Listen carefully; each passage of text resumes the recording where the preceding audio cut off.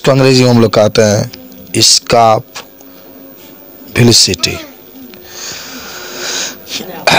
तो आपसे कोई पूछा कि पलायन वेग क्या होता है, तो आप क्या कहेंगे? कहेंगे कि वह न्यूनतम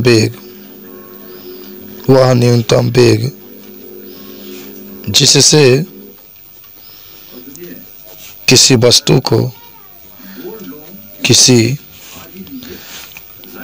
को जब ऊपर फेंका जाता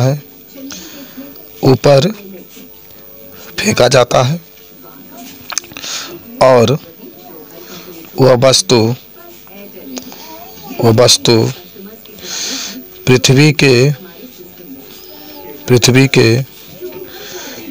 गुरुत्वीय क्षेत्र से बाहर चला जाता है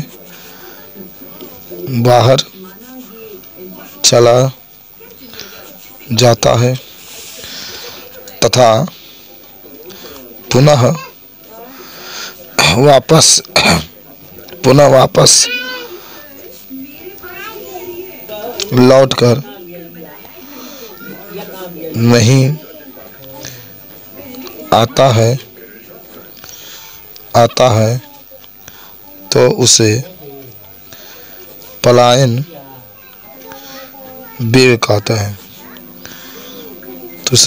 वेग कहते हैं। इसे कह सकते हैं कि इसे भी ई से प्रदर्शित करते हैं।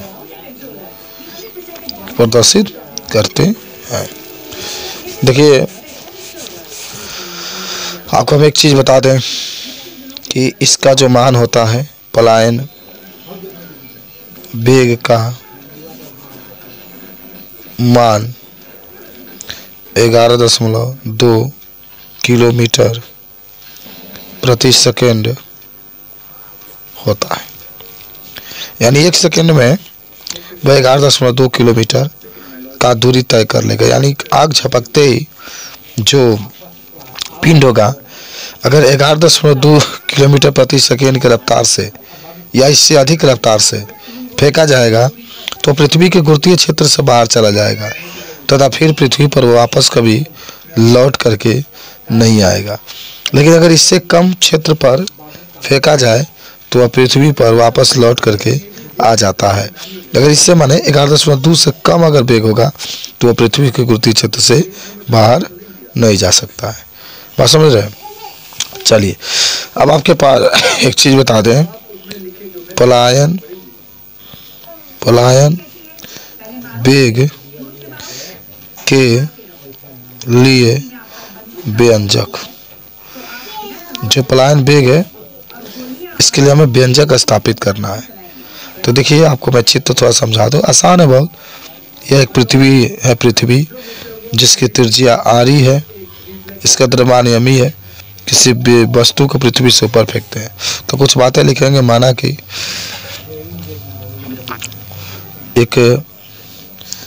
कि पृथ्वी की त्रिज्या आरी तथा, देखिए आरी का मतलब होता है ना रेडियस ऑफ अर्थ, इससे अर्थ होता है अर्थ से रेडियस, तथा द्रव्यमान यमी है तथा एक पिंड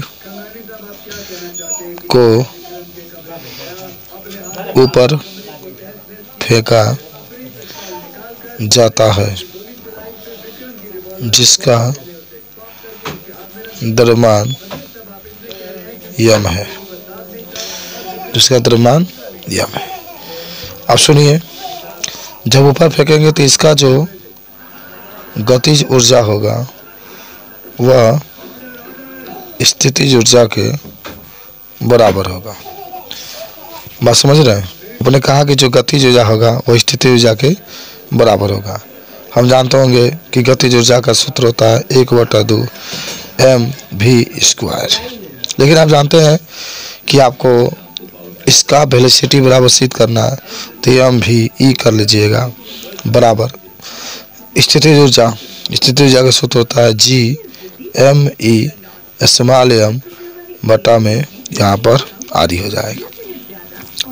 हमें भी ई बराबर सिद्ध करना है, तो भी ई को, जो भी ई का स्क्वायर है हम उसको ऐसे ही रखेंगे, बराबर G_m_E स्मॉल m बटा में आरी, और ये बटा में आ जाएगा गुणे 1/2 m बटा में आ जाएगा।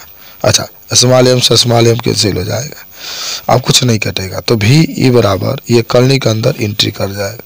जब स्क्वायर हटाएंगे तो पूरा मान कलनी के अंदर 2 ऊपर चलेगा, 2 G_m_E अपान R_E हो गया। ठीक है। अच्छा, एक चीज़ और हम लोग पढ़े होंगे पहले से कि स्मॉल g बराबर G_m_E R_E का स्क्वायर, ये माने आपका संबंध होता है। जब टीचर जी गुणा करेंगे तो G_m_E बराबर G_R_E का स्क्वायर, यानी जहाँ G_m_E है तहाँ G_R_E का स्क्वायर इस फार्मूला में आप रख देंगे, यहीं पर रखेंगे। तो यहाँ से भी E बराबर आपका 2 वैसे ही रखेंगे, जहाँ G_m_E है उसके जगह पर G_R_E स्क्वायर रखेंगे, तो G_R_E का स्क्वायर और बटा में आप देख रहे हैं R_E है तो R_E लिख देंगे, इससे ये कैंसिल हो जाएगा। तो हमारे पास आएगा VE अपान करने में 2G_R_E आ जाएगा, 2G_R_E आ जाएगा। ठीक है ना। तो इस तरीके से आप इसको बता सकते हैं। ठीक है। अच्छा, यहीं से नो जो पलायन वेग है, देखिए भी को पलायन वेग कहते हैं, जहाँ आप लिख सकते हैं जहाँ भी ई जो है पलायन वेग है। पलायन का मतलब होता है ना पृथ्वी को गुरुत्वीय क्षेत्र को छोड़कर बाहर जाना। जी आप जानते होंगे गुरुत्वीय त्वरण है, गुरुत्वीय त्वरण है। आरी क्या है? आरी आप पढ़े होंगे पृथ्वी की त्रिज्या है। पृथ्वी क्या है? त्रिज्या है। ये सब हम लोग जानते होंगे। अब हमको करना क्या है, मान इसमें रख देना है। पृथ्वी की त्रिज्या का मान 3.67 × 10⁻⁻6 मीटर होता है। इतना होता है, इसकी त्रिज्या फिक्स है। ये पृथ्वी की त्रिज्या, इसी में रख दीजिए तो पलायन वेग का मान निकलेगा। पलायन वेग का मान ये मीटर में है बाबू।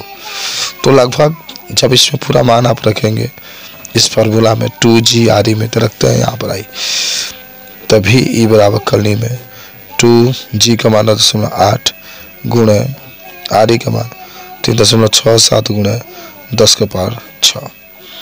जब आप हल करेंगे तो पूरा मान निकल करके आएगा 11.2 किलोमीटर प्रति सेकेंड। तो इस तरीके से आज जो हम लोगों ने पढ़ा, अच्छा टॉपिक पढ़ा, इसको हम लोग बता सकते हैं। धन्यवाद।